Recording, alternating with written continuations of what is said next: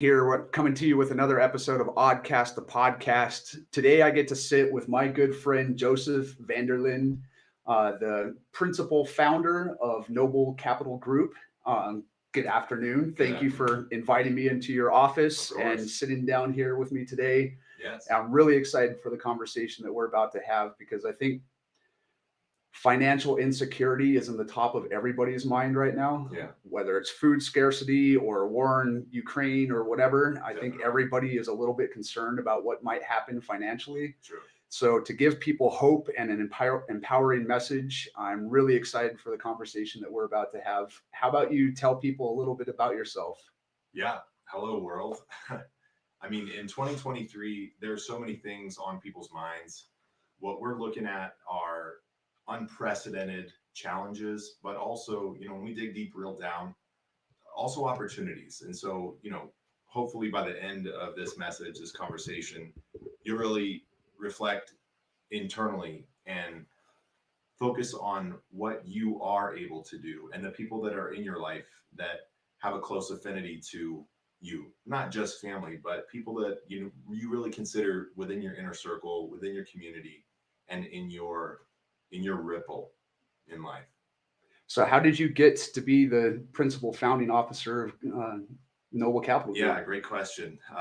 So I definitely did not start in undergrad thinking that I'd be a certified financial planner working with individuals on their long-term financial goals. I was a pre-med student. I started undergraduate in nutrition, and that was really because a close aunt was diagnosed with glioblastoma, and my family was That's a shocked. And yeah, brain it's a tumor. brain tumor, and so everybody got really interested in nutrition, organic food. I started learning more about healthcare, and really during my time as an undergrad student, as a volunteer, working on clinical research, I got to see many families over years struggle with some of their medical outcomes. And I got to see, at all levels of affluence, of income, really the challenges that people have at the end of their life and taking care of other family members. And I was always passionate about finance and learning more about it. But, as an early 20 something, I thought, oh, my life's decision is made. I already picked this nutrition thing. I'm going to stick with it.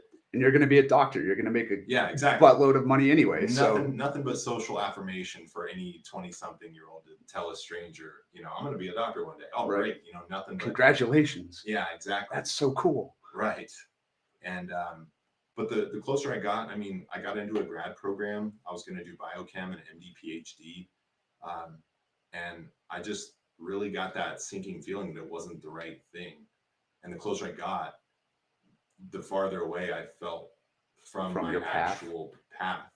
Yeah. And so, some of the doors that I felt kind of slamming shut or just not opening, I realized that there was another way.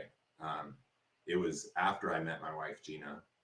And, sometimes it takes like a really stressful big event or, like a close encounter with death of a loved one or something like that, or just a big opportunity and thinking about the world in a different way.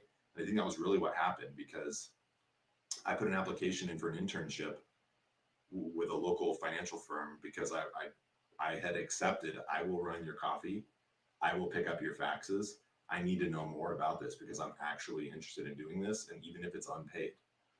And really that's what led me down the path. So you had a whatever it takes attitude. Yeah, And exactly. it's like, was it Napoleon Hill's foray into business? Yeah. He sent a letter every single day, then he sent a telegram every single day, and then he showed up every single day. And Yeah. next thing you know, he's working there. Yeah. So what was that company, that organization that you were working for and that you first started off with? Yeah. So it was Scoot a little bit closer. Sure. Yeah, it was a firm in Fort Collins, Legacy Financial. Okay. Yeah, so I put an application in. They shared with a recruiter over at New York Life. I came in. I called my uncle, who was somehow related to the business somewhere, and I said, "Hey, Uncle Ron, is this a scam?" Why did you think it was a scam? Just because I had no background. I had no understanding really of how you even got into the business, right? And now, as a licensed professional, people come in through investments, they come in through banking, or they come in through an insurance background. So we always joke in the business, someone has a bias from somewhere, whether it's tilted toward insurance or investments or interest rates, yields, things like that involved with banking. But Uncle Ron said, there's a whole philosophy about different types of life insurance, but as far as training, they're the best in the business. Nice. And then multiple times over the years, I've had third parties who had successful companies at various different investment firms and insurance companies say, there's nothing, that's the best company that you could absolutely go with. And so that's where I started my training. That's where I started getting my teeth cut, getting my SIE, my securities training, my 6, my 7, my 66. And then the American College is where I got my academic training in financial services. So attaining all the credentials and classes for becoming a certified financial planner, which most are not. Yeah, I was going to mention that one of the many things that I appreciated about you is the continuing ed, because you're credentialed in a lot of things that aren't necessary in order to do what you do. So Yeah. Explain a little bit about the distinction between the average financial planner and these other credentialed opportunities, these other certifications that you have. Yeah, and that's a great question. So, oftentimes too, I'll go back to, my undergrad nutrition roots. People can go to a weekend workshop and call themselves some kind of, nutritional expert or something like that, or life coach. Yeah, but there are state restricted licenses and titles that individuals can have, and when people are in the financial industry, there's a lot of people say, "Oh, I work in finance," or "I'm a financial advisor," or something like that, and they don't really know the depths of what that means. So, like, as far as the continuing ed, I take a deep responsibility for being able to work with individuals and accepting the responsibility of saying, we are going to work together for decades. Right. This is something that it means a lot now, and it means a lot in the future. And so with that privilege, I take as a responsibility to make sure that I'm not only staying current, but that I'm always getting better, and that we're staying up to date with the latest information. So what's the difference between the 6, the 7, and the 66? Yeah, because I don't know anything about any of that. Great question. So most people are familiar with mutual funds. They've been around for over half a century. They're the old kids on the block. And really, as you go from a 6 to a 7, it's the difference between variable products that some are related to insurance and mutual funds. So that's a 6. And then 7 includes stocks and bonds, being able to talk about equities and things like that. Okay. So as those licenses increase, the amount of tools in the toolbox increase as well. I'm just trying to check and make sure that we're actually live here, that we're streaming. It says that we're recording, but I don't see it on my Facebook. You want to check yours and see if we're streaming to you? Sorry to truncate the conversation.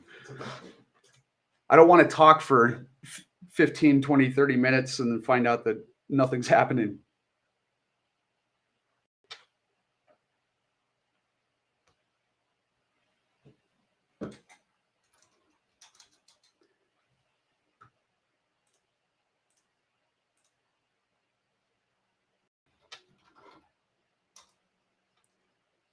Michaela says we're live, so we must be good. Thank you, Michaela. Appreciate you. So we are good. I have a lot of financial planner friends. I have a lot of friends that have financial planners. One of the things that I appreciated so much about you, because we met and talked for 3.5 hours that very first meeting. I was late to an appointment, which is not usual for me because Brian and I just kept going. Well, you were texting them and keeping them updated, so that they were cool with it. But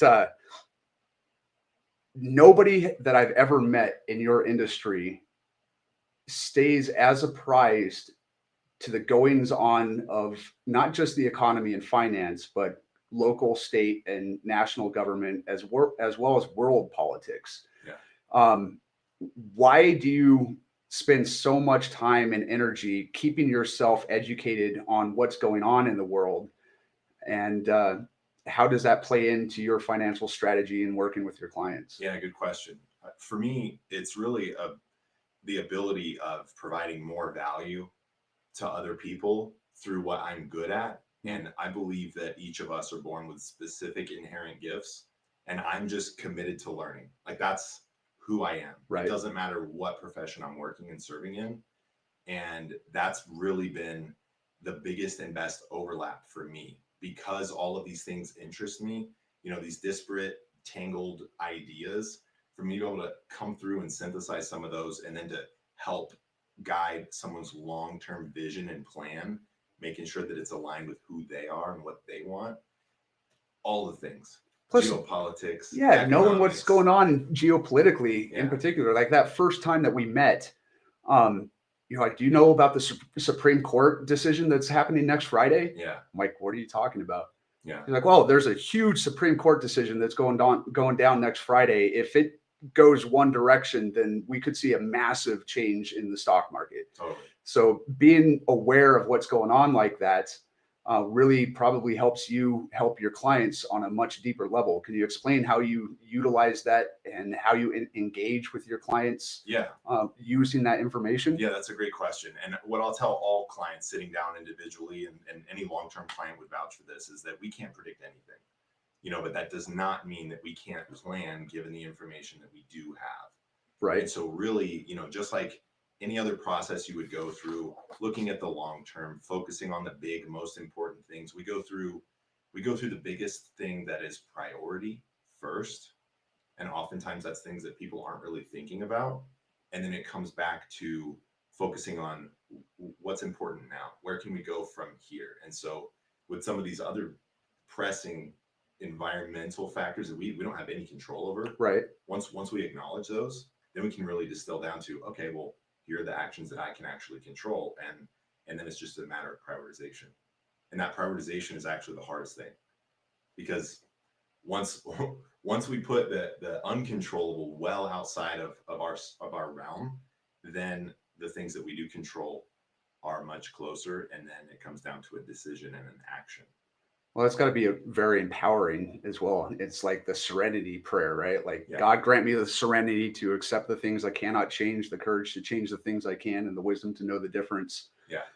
Financial services is a lot like the haunted house. Mm-hmm. It's very scary when you know nothing about it. Right. But if you have a friend that's just been through it and it's like, dude, you're going to go in and you're going to go through the front door and you're going to take a right. And as soon as you turn right, there's going to be a guy with a chainsaw. Yeah. Don't worry about him. So then you go past the chainsaw dude, and you're going to walk down the hall and this thing's going to drop from the ceiling. And you're like, okay, so you're walking through this haunted house, which is our financial planning, our financial livelihood. Yeah. And if you know, like, for example, I mean, Chairman Powell is making a decision on interest rates tomorrow. Wednesday. Yeah, tomorrow. Yeah. Probably it's another birthday. Happy birthday, brother. Thanks. Cheers. Yeah, cheers. Well, tomorrow is, but I've been joking with clients for the past couple of months. Maybe we'll get a rate pivot on my birthday. That has gone down to less than 2% chance. So, yeah, but knowing that is coming makes it less scary. Yeah. And more millionaires are made in the Great Depression than any other time. These economic uncertainties are fearful. There's a lot of strife and a lot of dangers out there. But if you know what can happen and how to adjust to it, right, and different ways to protect yourself and different opportunities that these things open up for us, correct, not only is it less scary, but it's actually kind of fucking exciting. Yeah, absolutely. Like, one of the things we're going to talk about later is this executive order 14067. Yeah. I don't know how many people out there are aware that this happened. We'll get into this in a little bit, but you think about this executive order, and then you think about different ways to invest, whether it's gold or Bitcoin or something like that. And it actually opens up an incredible opportunity. Yeah. There's a lot of fear around it. It's a really terrifying thing that they're trying to push through. Yeah. But it also opens up a lot of opportunity. Totally. So, I know this is really, really hard, and we're not going to hold you down or tie you to any of this, but I'm curious what your prognosis is for the financial economic climate of the United States specifically over the next 6 to 12 months. Yeah. And just so we're clear, none of this is individual investment advice. We need a disclaimer. Right? Yeah, nobody can sue. Asterisk. Yeah. No, but in the next 6 to 12 months, I mean, really, the United States is well positioned in the geopolitical environment that we're going into and that we have been in. Okay. Post COVID, many governments responded very differently, and we'll be identifying those ramifications for our entire lives. But in the next 6 to 12 months, I mean, the biggest two pressing concerns are going to be inflation and the federal interest rate. Those are going to control the global economy. Okay. And that's really the short term. Could a nuclear warhead go off? Could of course China decide to invade Taiwan? All these other things that Yellowstone could erupt. We don't know about that. Yeah. Could another shipping container get stuck in the Suez Canal? Like all these things that can actually move the needle in the short term. Right. Those are always up on the table. And they're uncontrollable. Certainly. So going back to the inflation and interest rates, explain the dichotomy. If it goes one direction, what might happen? If it goes another direction, what might happen? And how do we prepare for both? Or either? Well, and we always look back, right? One of the jokes or one of the key triads in the financial services industry is not may, right? Your investment is not FDIC insured. Past performance is not indicative of future returns, and your investment may go to zero. Right. But when we look back in history, we can look at things that rhyme. We can look at different seasons or periods. And so when we look, really the big next decision is, when is the Fed going to pivot? And when they do pivot, what is likely to happen? You mean pivot towards quantitative easing and lowering of interest rates? Correct. Okay. Yeah, so what does that look like? When might that happen? And how do we prepare for that? Yeah, the markets are having a very difficult time pricing these things in. Recently, we were all told, we were all expected this inflation is transient. It's going to come and it's going to go. The risk of stagflation's 5%, where inflation gets rooted in the economy and then it's persistent for a long period of time. Well, more and more that's likely the case. Not that it's going to be a scary stagflation event, but that 4.5% of CPI inflation for more than a year, the chance isn't zero any longer. Okay. And so as the Fed updates their surveys, their data, it's going to pivot, meaning they're not raising rates anymore. Right. The quantitative tightening and the easing is kind of a separate but parallel problem. Like how challenge. Much, basically, that, as I understand it, that's basically like how much cash is in flow in the economy, like how much cash is correct changing hands. And right now we're going through an interest raising environment while quantitative tightening is going on to the scale and magnitude that is occurring. We've never seen this before. Right. Ever. Explain that to people too, because I don't think they realize this. And we equate this to 2008 or maybe even the Great Depression era of 34 or whatever that was. But as I understand it, we've never had interest rates hike this fast, this quickly, and we've never actually been in a situation like this before. So let's educate people a little bit about where we're at and what's actually going on. Yeah, well, one thing that we need to understand to kind of get the context of what this conversation is built on is the fact that we've never had this many humans with this much capital live as long as people do now. Okay. And so in the United States, for example, all of our big entitlement programs were not built on people who lived to the 80s. Right. And these things haven't been updated in decades and decades. And so when it comes to the size and magnitude of what is sitting on the Fed balance sheet, trillions and trillions and trillions of dollars, the amount of stimulus we've had in the short period of time. So since COVID, we've had more stimulus than basically tracked human history cumulatively up to that point. Right. Which has put too much cash in circulation, which is why they've been doing the quantitative tightening. It's hard to say. Yeah. And so really from a risk perspective, all that this has done is dial up the pressure cooker of what could go wrong. And Right. so any kind of big financial calamity in the past, it's different stressors, but really they're all rooted from what's the weak point in the system. Is the weak point leverage?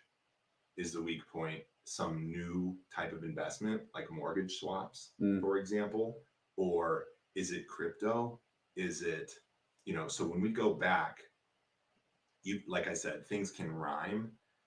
When we're looking, we can go back to the 70s or 80s. I would say one savvy thing for anyone who's listening to do is to look back longer.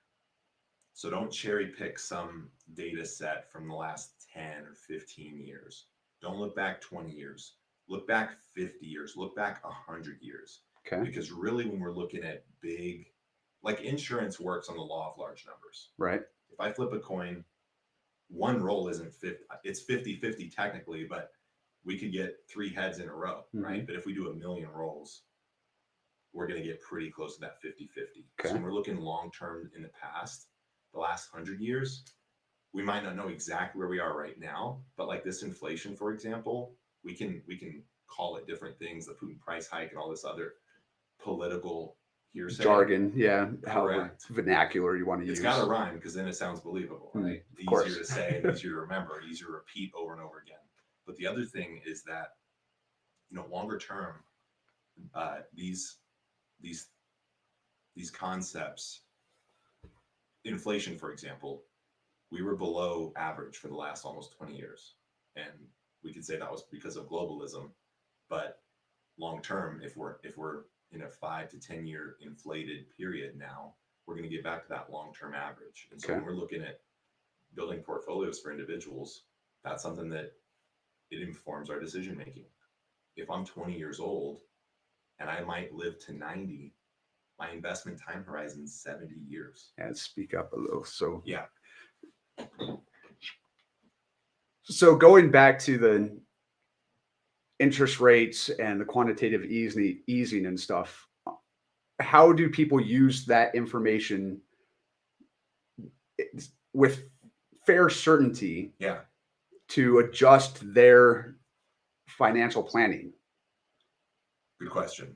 Here's one big thing that's pressing for seniors.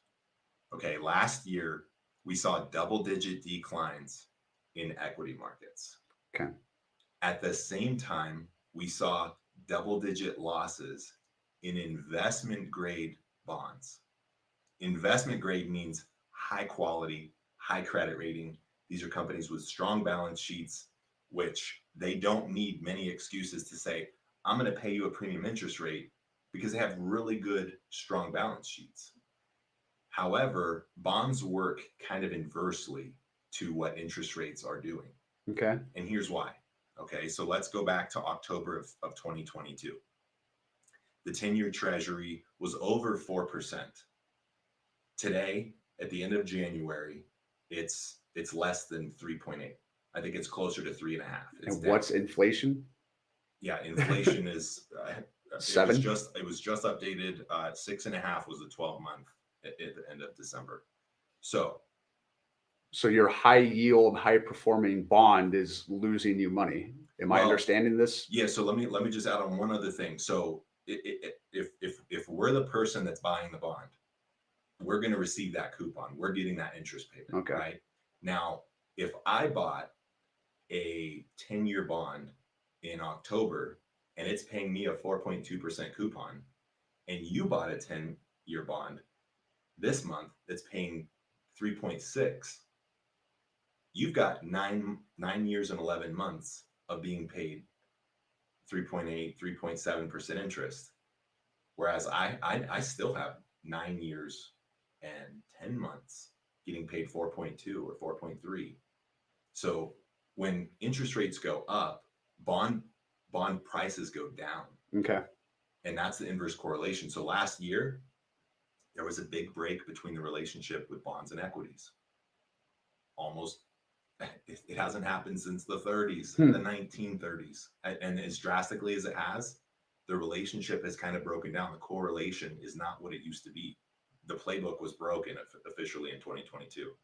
Now going into 2023, Well, if bond prices have fluctuated, which they have, whether it was 8.5 or 12 or 15% over the last 12 to 13 months, going into 2023, well, as these rates start to come down, the people who have a bond where corporate investment grade bonds were having to compete with treasury yields, well, now they're artificially inflated. Mm. And if you're going into retirement and you're buying longer term bonds, which many do, you're going to make out like a bandit. Right. For how long? I mean, the future's unprecedented. We don't know exactly, but we can look at the credit spreads. We can look at the quality, and the bad thing about recessions is that for some people that were taking excessive risk, that risk gets flushed. Warren Buffett says when the tide goes out, we see who's skinny dipping. Right. So whether we're talking about leverage or too much debt or poor credit quality, poor balance sheets, not keeping enough cash, all these things are going to influence our decision going into the future. I like to consider myself fairly well educated, and I try to stay apprised of most of what's going on. Most of what you say sounds like gluck, gluck, gluck, gluck, gluck, gluck. This is one of the reasons why I love Joseph. He's so educated in all of this stuff. Yeah. So what happens if they don't ease the rates and they don't have the quantitative easing and things? Right. How do we change our financial strategy then? Yeah. Well, that's a big reason to update these things. Oftentimes when we're using our planning software, we'll let clients know, hey, if we do nothing, this is the goal that we end up on average. But as these things change, from November to March, is it going to change the plan much? If we can look and we know it's going to be a very small difference, that's not a real big reason to make a decision. Right. But, we always tie these big decisions to other life events. I always say, put the numbers aside. Like, what do we want to happen? Mm-hmm. And then if we know the why, then we can build the how. Sure. The how meaning what investment what vehicle do you get there? Yeah. What's the timeline on this? And so, to answer your question, staying up to date is important, but making the decisions outside of those financial double-digit percentage numbers and things like that. If we want to retire because we're coming up on our grandchild's 16th birthday and we need more time before they go to college or something like that, then we just assess the current environment that we're in. Okay. Because when the Fed doesn't pivot, then the markets get upset. Right. And uncertainty causes volatility. It might not change the underlying value of those companies. But if we go back to March 2020, when COVID and lockdowns, the market took a deep dive and it recovered very quickly.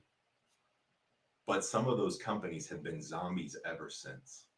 Yeah. I mean, most of the people that I do listen to, like Michael Burry and Jim Rickards, and I forget the other names, say that you got to get out of the stock market. Like Michael Burry sold 100% of everything he had in the S&P and NASDAQ. Yeah.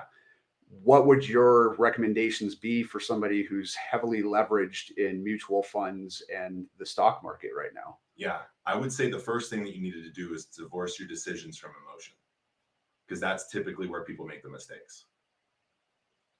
After that, coming back to that 20-year-old example, when we're looking at our investment time horizon, there's different philosophies and different approaches, but what we know for sure is very difficult to do outside of a very small handful of individuals that are managing portfolios for a profession day to day, right, is to not time the market. Mm-hmm. And that is something that some people will push back on, especially more recent influencers, people with large platforms that might have grown a business and then now they have some kind of other platform to speak on.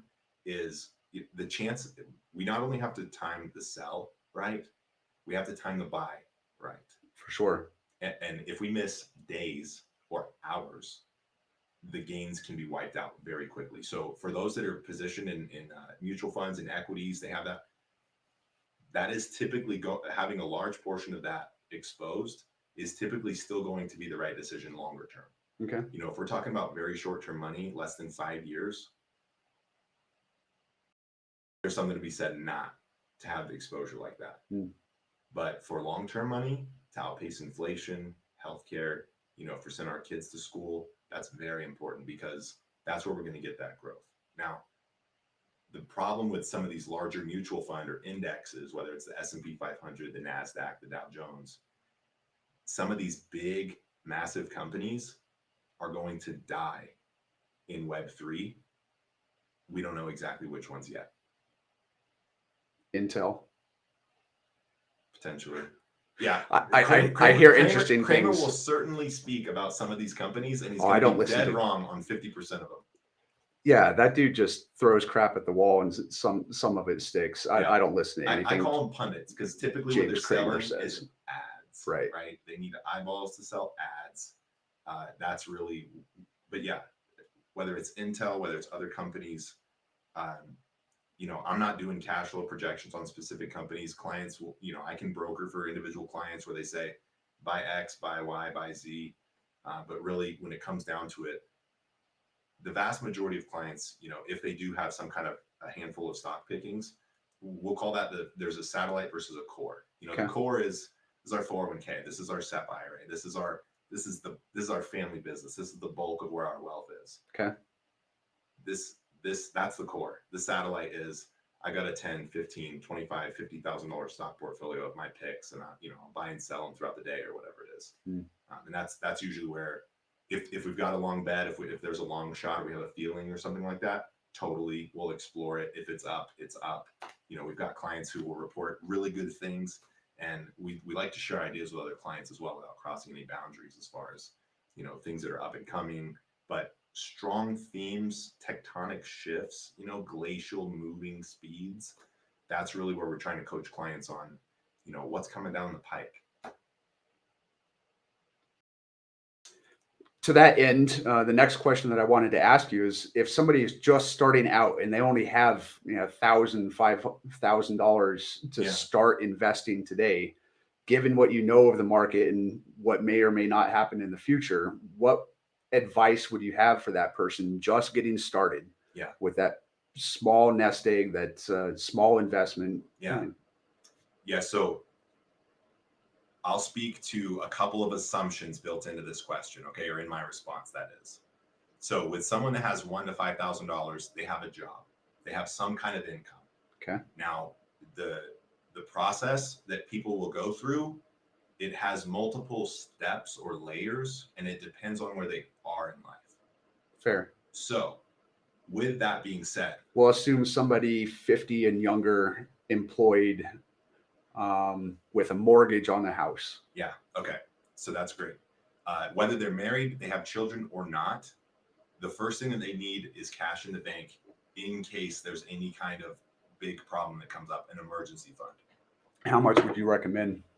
That's my next. Is that the 3-month rule? Yeah. So that it's a really good rule of thumb or a heuristic. But what I find really fascinating is that when we're working individually with clients, that number is a moving target. We've got clients who are earning over $250,000 that are comfortable with a $3,000 cash position. Sure. But it comes to the wider, bigger plan. So, if someone's employed with a great company that has a robust benefits package, I'm talking short-term disability, long-term disability, they've got fantastic healthcare insurance. All those things are layers of defense, just like a helmet or padding or wearing a seatbelt and also having the airbag. When we have those other protections in place, it transfers the risk from our financial household to those various companies or insurers or the employer. Okay. So with someone with a mortgage, absolutely they need term life insurance. We need that emergency fund. How much the emergency fund is, actually that number, once we go through this process with clients, if there is short-term disability, if they have an injury, they could get on claim within a week. Okay. If we're replacing 60% of our income, that's going to go a long way. And if we scale our income up from, $40,000, $50,000 to 6 figures, that makes a big difference quickly. So that would mean that our emergency fund has to be less because we have these other benefits coming in. Mm-hmm. Does that make sense? Yeah. And then past that, it's actually a big telltale sign for us what that client's risk tolerance is. And I'll have, when I'm working with married couples, I'll ask, or spouses or engaged, couples that are committed, comfortable enough to talk about finances together. exploring, what's the safe number in your bank account, or your checking, savings, in your bed or mattress for you to sleep well at night. Some clients will say $100,000. Well, how'd you arrive at that? I don't know. It just feels right. Okay. Or we'll come down to that really low number. Like, I know I'm getting a check next month. My income's very predictable. I've got these other benefits, and I don't need that. If we are comfortable with a very low position of cash, we're either much more likely to be an entrepreneur, or a big driven team leader, kind of performance driven person. And we work with clients of all types. Of course. Some clients who are much older and literally bury cash in the backyard, and then we've got younger clients who are very interested in new technologies, explosive growth, much higher risk. But just trying to marry that to align it with their longer term goals and vision. So they have the pillow, that safety net underneath them. Yep. They're not risk adverse. Say they're happy with the 2,000, 3,000 in the bank. Yeah. But they still have that $1,000, $1,500 to $5,000 Yeah. that they're willing to invest in something. Yep. What would your recommendation be? What is the least amount of money that you are accepting access to? Okay. Because long term, when we're young, we have the time to compound money. Mm-hmm. When we're old, there is a very steep cost of liquidity. For sure. And I've got clients now and over the last year who have had cash positions over $300,000 for no reason other than it makes them feel comfortable.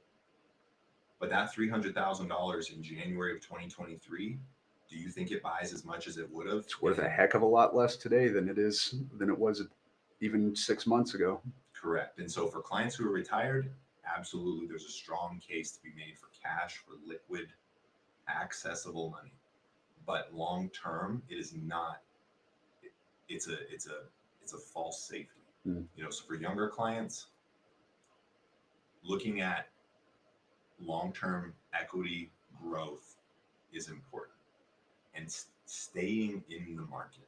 Time in the market, not timing the market. In the market. Thank you very much. That's exactly right. And so large cap, mid cap, small cap equities. So large cap, mid cap, small cap, all that means is capitalization. And we can cut where the small and the mid and the large really goes from one to the next. But overall, it's just which ones are our thing, right? Facebook, Amazon, Google, Alphabet, Tesla. Netflix. Yeah. Those are our mega, right? Those are huge companies. They're household names. Everybody knows about them. Are they going to grow like a small company would? Absolutely not. Companies get big, and then you'll see over time, they just start doing acquisitions because the profitability, or they already have their distribution channels or whatever that is. So for someone that's younger, they would not only need some of that large cap equity exposure, but also that mid and that small, because there's the next level of Facebooks and Amazons, those companies that are not household names right now, but they will be in 30 years. Maybe they're industrial, maybe they're home building with all these new technologies and automation.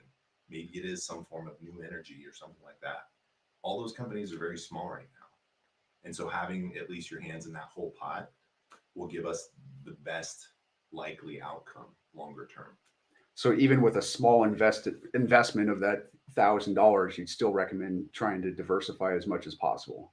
Absolutely. Is that what I'm hearing? Yeah. And so typically, it's not buying 5 shares of one company, and there's very expensive companies. Berkshire Hathaway is probably the prime example of why you don't have a company that's worth, I don't know what their highest sticker price was for a single share, but I think it got over 120,000 at one point.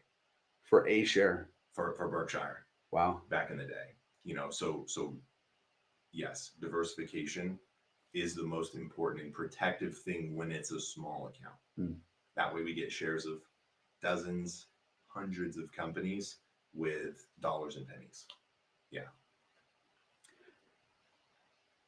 I don't know about all of you. I was hoping for a clear cut.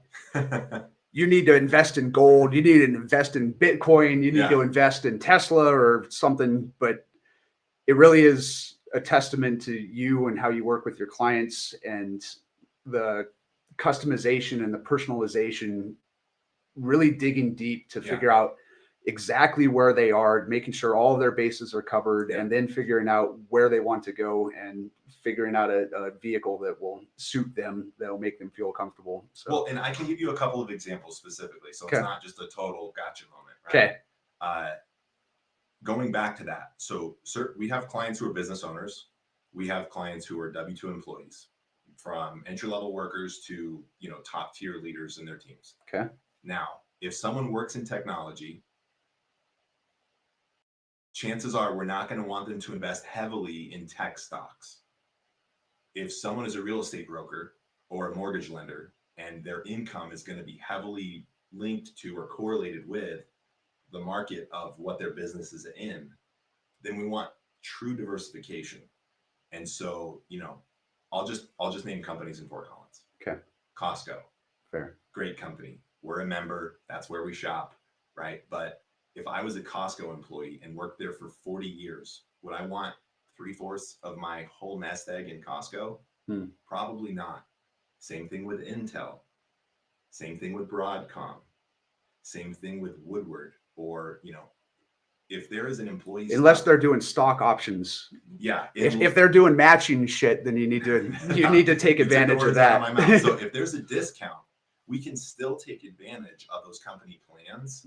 We can take that discount. We can reap the employee benefit, because truly it's a cost that the company is paying. Yeah. And then we can divest it into our overall plan. But sometimes we'll meet clients who come and say, oh, I've got 1,200 shares of this company worth 8 times my salary, and I just never diversified my position, but I just got laid off, or I'm done with this company, or the stocks just tanked. Right. We've had oil and gas clients come in and say, oh, I had $150,000, $170,000 worth of equity options, and now they're worth $14 because management, or because this, because that, the company, or whatever. Yeah. So, we were talking specifically about what they do with their passive income, their extemporaneous income. So let's go back. I didn't mean to derail your thought process. That's okay. So not investing within the industry that their livelihood is already based on. Yeah. Because of the psychology of it, or why is that your recommendation? It's heavily influenced by bias. Okay. If you know something, you're comfortable with something, you're more likely to invest in something. And so these other things feel uncomfortable, but we can go back with 100 years of information and say with strong confidence, over the future, over the next 20, 30, 50 years, this company might be great. At one point, Kodak was a great company. Sears was a great company. JCPenney's was the big box store to go to. Right. There's companies that just come and go. And so we don't ever want the big part of our future tied to one. Makes sense. So yeah, it doesn't matter if it's tech, healthcare, building homes, any of these, if they're tied to our paycheck, then let's make sure that we're diversifying in some way. And go ahead. So a Remax agent probably shouldn't invest in mortgage-backed securities. Correct. I mean, most of the time they're gonna have some other things that influence them. Usually the tax code, which was going to be the other thing. So we're tracking really well. It's going to be something that's incentivizing them to invest in a way that's going to benefit them. So if they're actively involved in the real estate profession, they're going to see deals before they're listed. Right. They don't hit the MLS. They got these back doors they know, or a friend calls them and just says, hey, float this cash position for me and we'll make it good, versus I'm feeling like this today and I got an $8,000 bonus check. Yeah. Where can I roll it on black? Yeah, and like you said very early on in our conversation, one of your goals is to remove emotion from the investment. So that with that bias and that familiarity also becomes an emotional aspect. Correct. Because if things start to go sideways or things start to look great, that tidal wave of emotion will affect their financial distribution. Yeah. So yeah, and that actually in one part of training, when you're buying into a mutual fund or an ETF, that fund has a mission statement. If it's managed by a team, if it's a passive index, it doesn't matter. They're going to have some, the goal of this fund is for capital appreciation in US markets or whatever. And that's what guides that investment team or that index as to what they buy and sell and when. Okay. Individual households should have something that's similar. It doesn't have to be as rigorous with as many disclosures. But their own mission statement. Absolutely. If we're parameters. If we are up 35% in this investment in 5 years, we're selling. If we're heading into retirement and we can meet our annual budget by a 5.6 withdrawal rate, that's what we're going to do. So that 7 years time into the future, if some big change happens, then we can reassess and say, maybe the market's outperformed, maybe our bonds did really well, or our real estate holding, our actual property in Fort Collins, appreciated more than we thought, and we're going to sell it because, hey, we need this money to go and do other things. Our health is better than we thought it was. Or maybe you need to hang on to it. Yeah. Versus the everything's going down. I can't stomach this anymore. I'm selling and going into cash or fixed instruments, which, by the way, at the end of last year, as the markets came down and down and down, inflows were into much safer, lower paying fixed interest investments at the exact opposite time that someone who was logically thinking would buy into the market when it was down. Like CDs? What are you talking about? Fixed instruments? CDs are a prime example. I mean, cash and money markets. Last year, over the course of the year, I believe the average amount in cash or money market was over $2 trillion. On the sidelines, waiting for some 40% drop that never happened. It was just a slow burn, and we're still wondering and questioning, is the recession started yet? Is the recession starting July 1st? Right. Is it May 11th? Does the Biden administration know something that we don't? I'm very curious about the cash position in our country because I hear very different disparaging opinions. A lot of people are like, it's very strong. Most of the world is still reliant on it, and other countries' economic systems are in decline, so they have to rely, and that's why the US dollar is actually gaining strength. And then there's a lot of talk about BRICS, and I guess in 2020 or 2021, Russia bought 54 million tons of gold to devalue the American currency and disrupt the global economic market. So it's one of those things that's hard to prognosticate, but I'm very curious long term what the US dollar is going to do. Do you have a feeling or a sense or anything you want to interject on that? Yeah, I'll give you my humble opinion because, big names like Ray Dalio and others, Bridgewater Associates and others, they have very strongly held opinions, and that's based on decades of experience and the conversations that they've had. Right. There are China bulls, and then there are those that think China's going to zero, not as a people and a culture, but as an economy that is blended and mixed with the West as it currently is. I heard that China has $800 billion in real estate defaults, like mortgage defaults. That number is probably dwarfed by the real actual number. Yeah. Yeah. But, as far as BRICS goes, many people tout that we are of the era and time in the 21st century where we're global citizens. But unfortunately, borders are where ideas end and begin, and different cultures share different religions, they share different languages, they share different ways of life. Ideologies, yeah. Correct.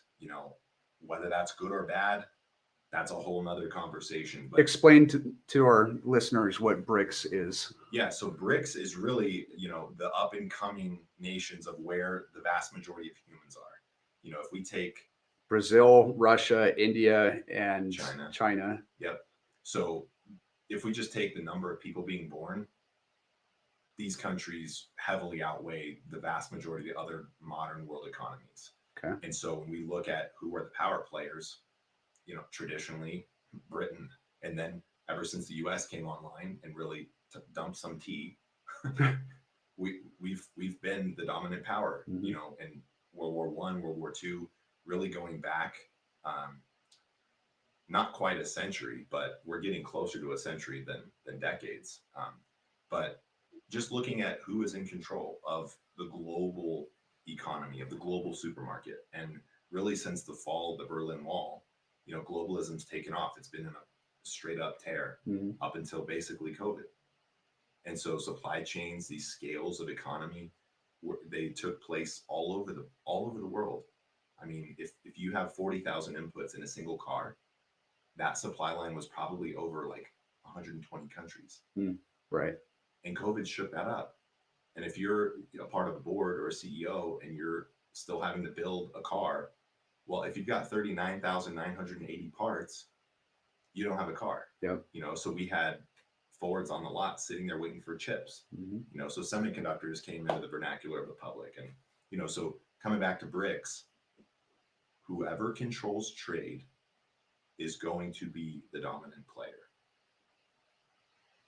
That's us. Currently. That is us currently. But anyone who could compete with muscle and bullets are our closest allies. So the BRICS case, I don't think Ray Dalio is correct. I'm not saying that he's, I've got his app. I'm an admirer. I've read his books. I just don't think that the Chinese position of overtaking and dominating the global economy, it comes down to free speech and individuality. And I think the West got that right. And that's why the US is the dominant player. Now, all the other things that we do that are far from being the beacon of light that we hope and aspire to be, right, as a nation, but as individuals as well.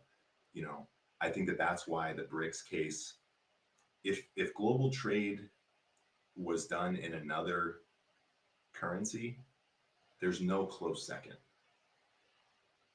And maybe that's today, and maybe that's before Web3 and blockchain, but at present, that is certainly the truth. And going back to the gold comment, I mean, the US is still the number one holder of gold. I believe if we add up the next 4 countries, if that number, someone wants to check me on that, I can look after we get done. But yeah, I'd be interested to see, because I think China and Russia have been buying up gold for the last 5 years. I know Russia and France are in the top 5 for sure, but the US still has more than at least number 2, 3, and 4 combined. And whether we should or shouldn't be gold backed, I mean, that's a whole discussion on fiat. We have to rewind the clock 50 years. Yeah. Go back to 1973 and good old Nixon. I do think massive changes are coming this decade, whether people want to believe that it's COVID or politics or Trump or Biden. But I think it's going to be a human need.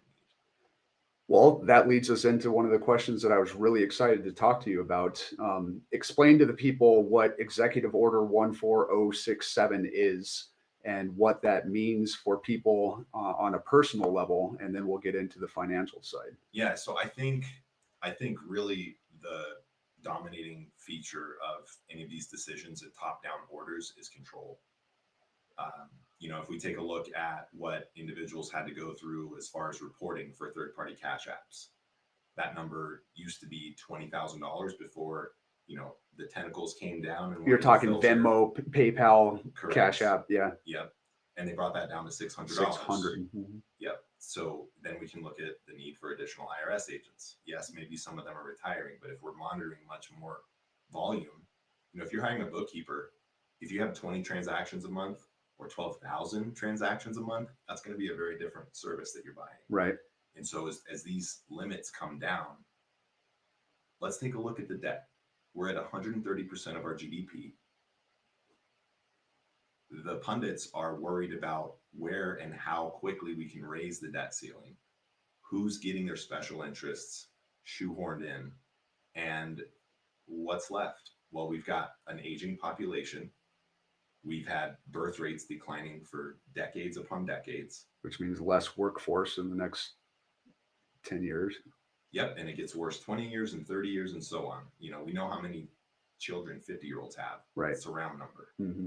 And so when we look at the rising debts, I mean, Elon Musk has theorized, robots could make a country's GDP infinity, right? Number of capita, production of people, that's a country's GDP. Well, there are certainly things that we could come online in the next couple of decades, new types of energy, space mining, you know, interplanetary species stuff. But in the short term, it's going to be about control and monitoring and eventually paying for some of this stuff. I don't think that most people know what Executive Order 14067 is. It was passed, what, in November of last year? Yep. November of last year.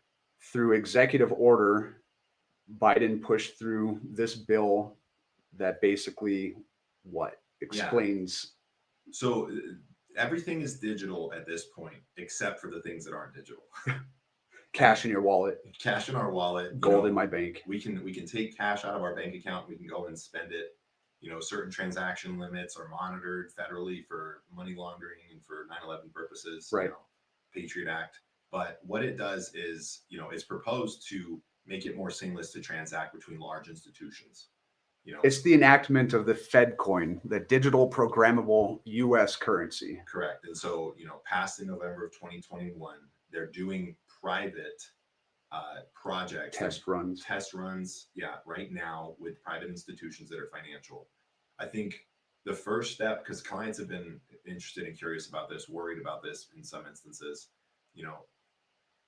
it's going to be control, but on a broader scale, it's utilizing the zeros and ones that we currently use in our banking, where it's not going to take as long to settle transactions.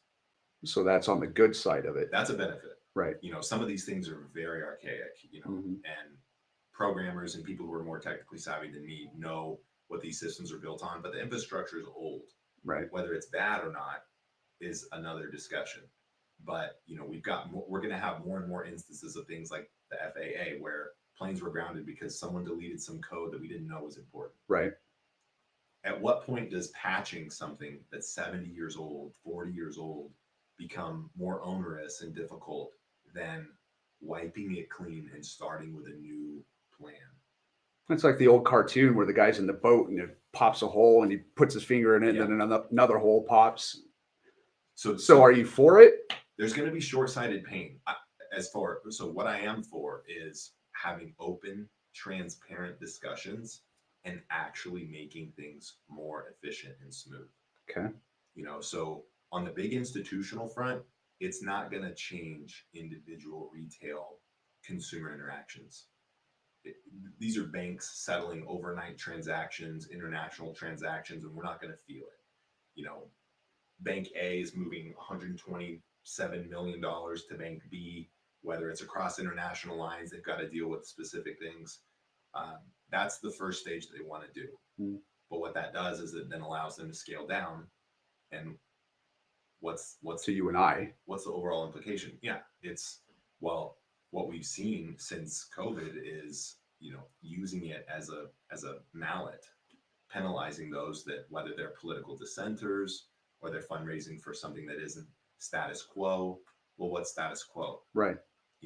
If your liberties are interfering with my liberties, we have a problem. Yeah, that's the challenge with the programmable part of this digital currency. So I understand the benefits because it will systemize and functionally do in a matter of seconds what has taken days or weeks to transpire now, streamlining the processes of these transactions. Yeah. What scares me and what I understand of it is the opportunity. I look at it very similar to AI or the idea of implanting chips in our brains and things like that. What scares me about it is the opportunity for malfeasance, the totalitarian opportunity for our government to go in and say, we don't like that you donated to Lauren Boebert. We're fining you. Right. We don't think that cigarettes are good, so you can't spend your digital currency on this. We don't think that you should be able to buy any more 9mm rounds, so you can't spend your digital currency on this. Alcohol is now prohibited, or you already bought 2 bottles of gin this month, so you've reached your digital programmable quota for this month. Yeah. And being able to track everything and every place that you ever go to try to purchase anything. Yeah. The possibility for government overreach that this digital programmable currency opens up is really quite terrifying. And if we don't think that our government is willing to do it, all you have to do is remember a year and a half ago when they forced vaccines and forced masks, and you look to our north and our good brother upstairs, Trudeau, seizing bank accounts from all the truckers that were protesting the tyranny that was going on. Right. PayPal's doing it currently. There's thousands of people that had their PayPal accounts literally removed. Yeah. There are people, they instituted a $2,500 fine for things that you said on your social media. Chase Bank banned Kanye or whatever, and seized billions of his dollars.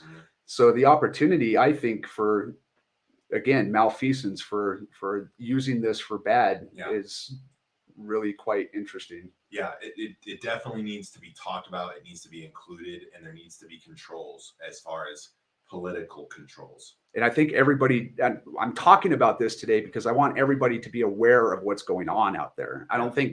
I think half of the people have no idea that this even happened, and the other half of the people are like, well, this is just a natural progression and it's probably necessary. Right. So, yeah, and the democratization of not just finance, but I think of everything as, one of the benefits of things that are electronic, and especially with currency, people have said, and it's an example, it's a primary example, you can go to rural China and you can stop at someone's mart, their little shop that's on the back of their bicycle. They don't have a register, they don't have a till, they're not balancing anything. Nope. You scan a QR code and their WeChat goes from here to there, and everybody goes home happy. Yep. Well, that's convenient. What's not convenient is if your social credit score based on your facial recognition that's too low for you to not be able to buy alcohol or ammo or whatever that is. So, when we pair things that are convenient with no due diligence, that's where we get in trouble. And our current political environment, our current social environment is primary example of how that goes wrong. When too many people, myself included, just got too comfortable and we weren't paying attention. Yep. And so that's the whole urgent versus important thing. Retirement never comes until it comes. Yeah, until you're 70 and you're looking at it. It's like, my dad used to say, if I had known I was going to live this long, I would have taken better care of myself. It's a testament to this passive procrastinative ideology that we tend to gravitate to as humans. We'll pass that bridge when we come to it. Correct. But we're at the bridge, and we need to start thinking about how we're going to get across it and the best methods of doing so. Yep. Yeah. And you can go through a whole laundry list of big important things that have just gotten put off for too long. I've got clients who are approaching retirement now, 60 years old, who say, my dad was worried about Social Security and look where we are. It's fine. It is not fine.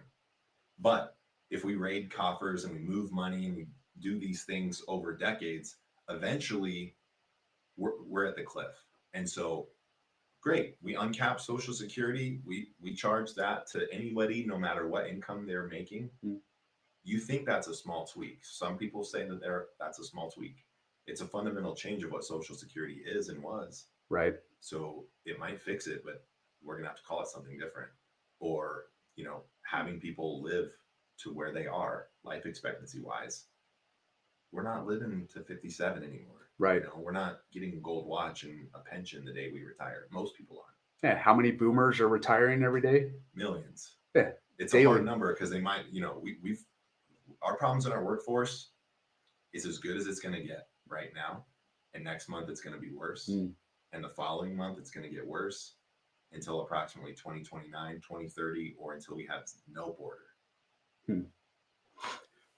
I'm curious, as we're about to wrap up here, what your thoughts are on Bitcoin, because when I look at, and I'm a neophyte, like I own literally $70 in Bitcoin. Yeah. So it's not my thing. I know almost nothing about it. But when I look at this executive order 14067 and this digital programmable currency thing, and the overarching mistrust that a lot of people in our country have towards the political system, it seems to me that would be something that might be insanely popular in the next couple of years.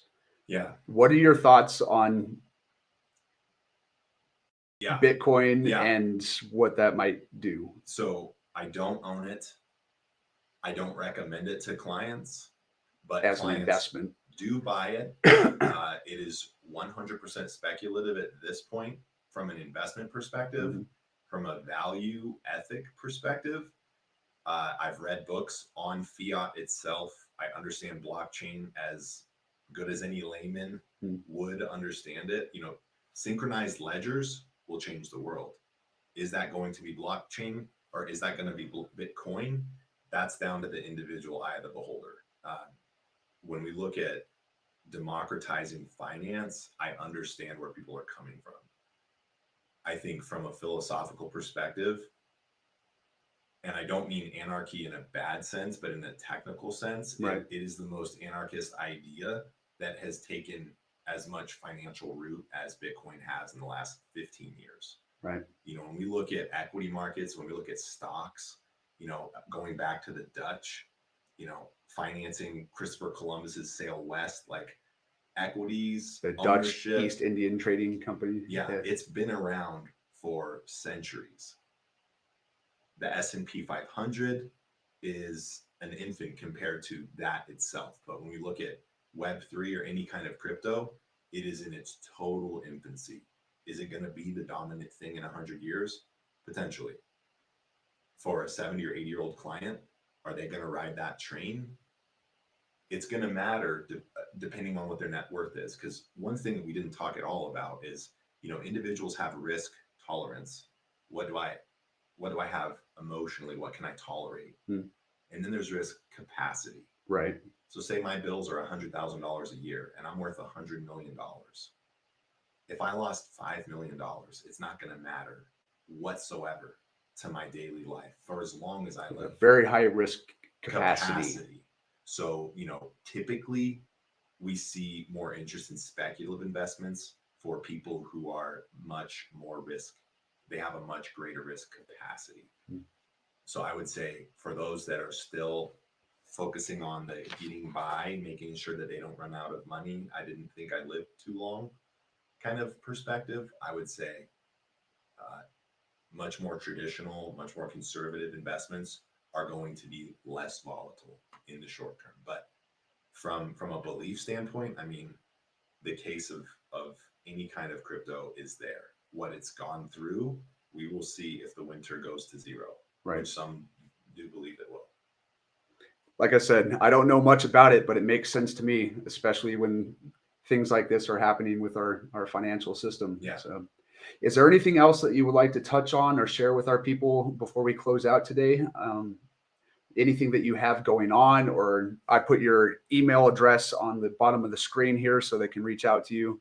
What closing thoughts do you have for this conversation today? Well, my goal, any person I meet, any conversation I have, is to provide value. So one thing that will be of value is to sit down, either by yourself or with a spouse, with a loved one, and write down your goals. Write them down as if something happened yesterday. You are making your life matter today.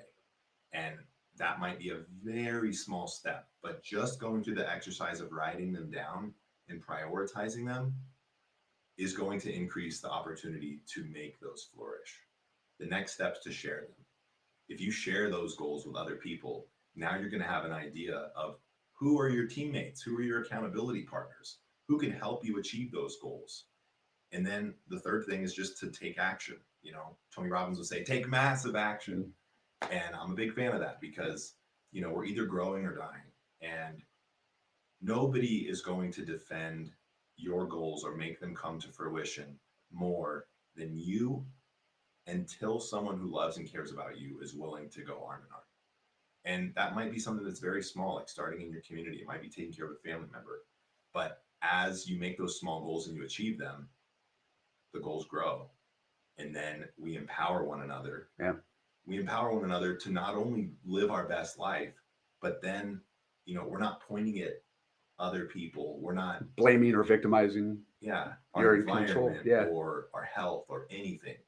So, you know, You're empowered and accountable. Writing those goals down, because, you know, that urgent versus important conversation is so easy to forget, because we all get flat tires or have something come up, or, you know, the Amazon driver comes whenever we're on a big important meeting or call or something like that, you know, where years go by and everybody knows what's important to them deep down. Some people have to get the hammer and break those walls to get down. So one of our trademarks pending is adding ethics to your assets. Nice. Because there's laws, you know, there's suitability and best interest, and am I doing everything to make sure that you don't sue me legally? Well, let's go past that. And beyond that, oh, my investments in Fidelity 2055 target date fund. Well, what's important to you? Where do those assets align so that we're achieving exactly what you want to happen? Whether it's a legacy, you know, it's something after death. This is what I want named, this endowment for education, for maternal health, for environment conservation, for any of those important things to us in our life, but also knowing that here in America, we vote with our dollars. And the bigger impact that we can make, when people turn on a dime, industries listen. Right. We see that every day. Everyone thinks that they're just a drop in the pond. We are the ocean. And I'm speaking to you as an individual. The we is just the group, but we come second to I. And so that's the most important pronoun. Yeah. I. What can I do? What am I willing to do? What am I willing to sacrifice so that these visions can come to fruition? Yeah. And that way we change the world. That's the only thing that will change the world.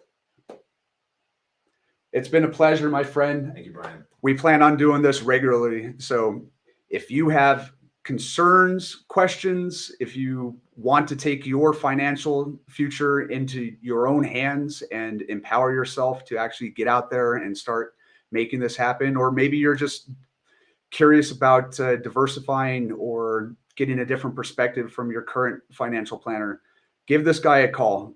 He's absolutely phenomenal. He has a huge heart, and I love this dude. He really pays attention to what's going on in multiple facets, and I can't wait to do this again. Same, Ryan. Thanks again, buddy. Thank you, sir. Thank you all. Thanks for paying attention. Thank you for watching, everybody. We'll talk to you soon.